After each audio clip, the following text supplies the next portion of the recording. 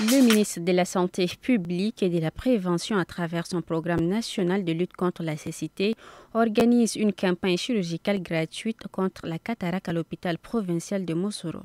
L'opération se déroulera du 12 au 15 juillet. Une activité menée en partenariat avec l'association Les Amis de la Société ayant pour but à redonner le sourire aux personnes souffrant de cette maladie.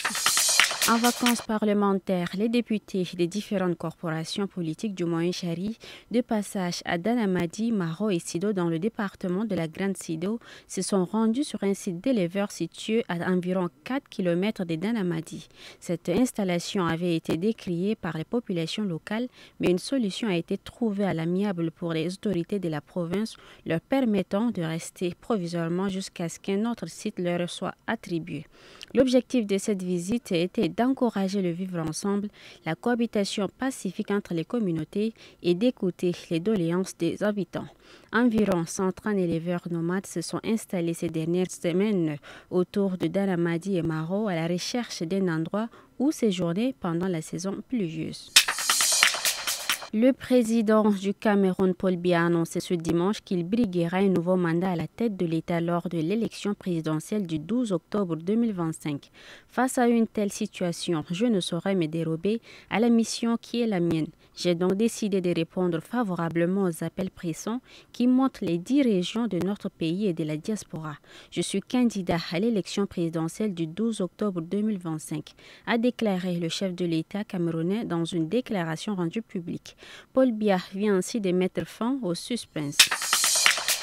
L'ancien président nigérien Muhammadu Buhari s'est éteint ce dimanche à l'âge de 82 ans dans une clinique londonienne, a annoncé son ancien porte-parole Garba Shehu, citant la famille de l'ex-dirigeant sur les réseaux sociaux. Figure majeure de l'histoire politique du Nigeria, Buhari a marqué le pays par son leadership, d'abord en tant que chef d'État militaire dans les années 80, puis comme président élu de 2015 à 2023. Durant ces 2 mandats, Buhari a fait de la lutte contre la corruption et l'insécurité, notamment contre le groupe terroriste Boko Haram, les piliers de son programme. Malgré des avancées comme la limitation de l'expansion territoriale de Boko Haram, son administration a été confrontée à des défis persistants, notamment une économie en proie à 2 récessions, une inflation galopante et un chômage élevé. Ses fréquents séjours à Londres pour des raisons médicales ont également suscité des critiques, alimentant les débats sur sa capacité à gouverner. Le cinéma tchadien vient de perdre l'une de ses figures montantes.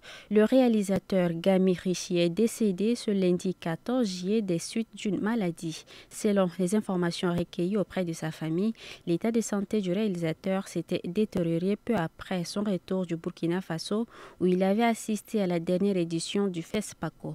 Connu pour son regard artistique affûté et son engagement dans la mise en valeur du talent tchadien, Gami Richi a marqué les esprits par sa contribution remarquable à la série Anaïs, réalisée en collaboration avec Brigitte Chanagé, actrice et créatrice de la série.